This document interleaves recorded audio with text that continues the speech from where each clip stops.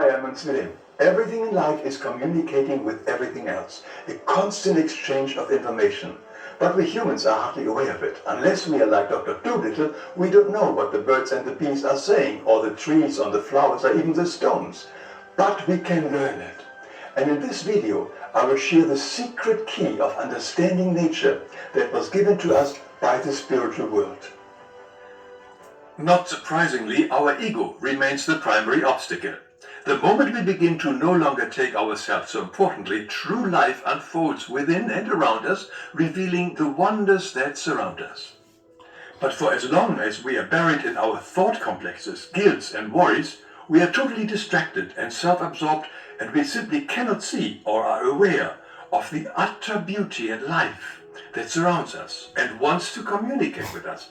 Everything wants to communicate with us, as we have already seen in my video on how the elements and also divinity, God, constantly want to communicate with us from all levels of consciousness. A perfect example is springtime. When we walk through the awakening nature with alert senses, what does spring want to tell us? Could it be that it wants to remind us that everything sprouts from the soil, from life? So does the spirit, the life, wants to grow and shine out of us. Because all flowers and plants that show their beautiful colors and forms sprout and grow from the inside, not from the outside.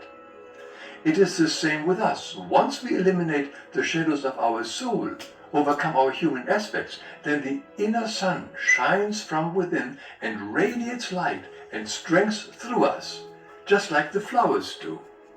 But by merely looking at the flowers and plants, how can we be sure that everything shines on us and illuminates us? What does that mean? It means that every single flower is communicating with us. As Gabriele says, the various flowers belong to a collective, and this great collective is in the soul of the earth and radiates the spiritual life to the roots, to everything that is in the soil and bears life. Plants, flowers, shrubs, trees, animals, even stones communicate with us. It is the collective of stones, the collective of plants, flowers, shrubs that communicate to us. We experience the language of nature and the language of the animals, not outside of us, but in our inner being, in our spiritual body, because the essence of all collectives, of all life forms, is there. End of quote. This is a very powerful statement. Let us explore it a little deeper. What does it mean? The essence of all life forms is within us, because our spiritual body bears the essence of all these collectives and life forms. The kingdom of God is in us. Everything is in everything. The entire creation, with all its stars and universes, is in the smallest, as the smallest is in the largest. According to the ancient Hermetic maxim, the all in all. I've explained this in my video, The Holographic Spiritual Universe. Not only is everything within us, but each one of us went through all these stages of evolution in our own development, from the virtualized spiritual atom via the mineral, the plant, the animal, and nature spirit kingdoms to the pure spirit being and now human being. As an example, for most of us, it is quite normal when seeing a young child to remember and accept that we also were once a young child. But so are the animals, plants and minerals. They are all stages through which you and I also went before we became a spirit being. Strictly speaking, they are also all our little brothers and sisters on their way of evolution.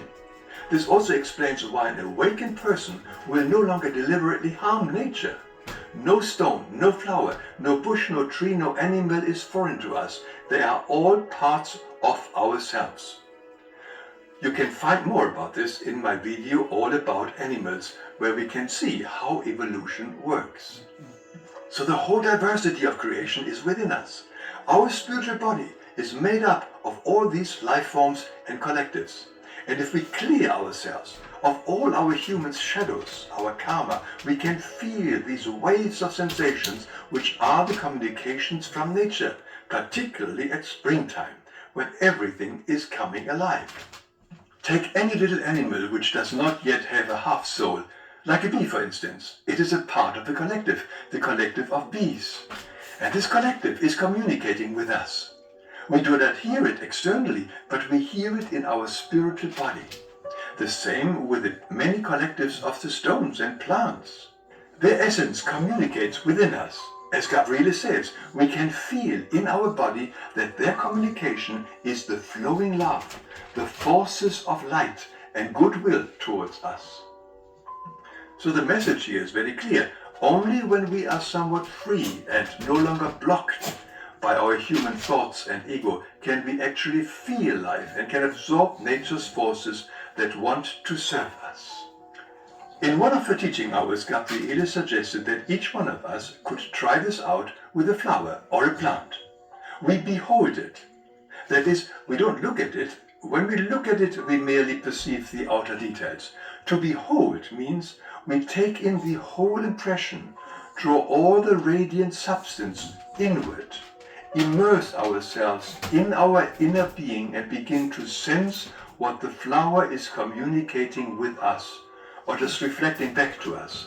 The answer could be an image, a thought, a feeling. For some of us, it may be easier to start with an animal. All animals radiate life and share themselves with us. We can feel it especially when we look the animal in the eye and take in its overall radiation. The eyes radiate what the animal wants to convey to us. So we don't just look at or judge the animal, we try to behold it. And what then radiates from the animal radiates into the corresponding spiritual collective in us, in our spirit body. So when we now consciously walk through nature in spring or at any other time of the year, we know that our encounter with any flower, flowering bush, or any plant, tree, or animal is not by chance. Everything around us is life that gives itself to us. It is here to serve us in love. On such conscious walk, we can truly recharge our batteries and experience God's utter abundance and light that surrounds us and is within us whenever we are truly present.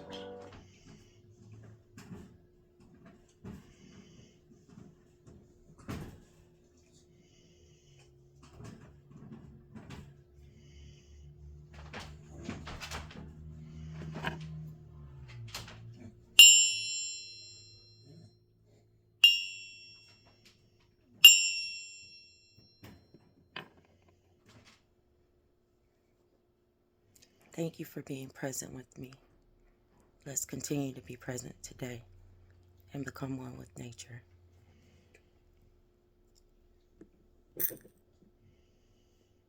Never blow out your candle.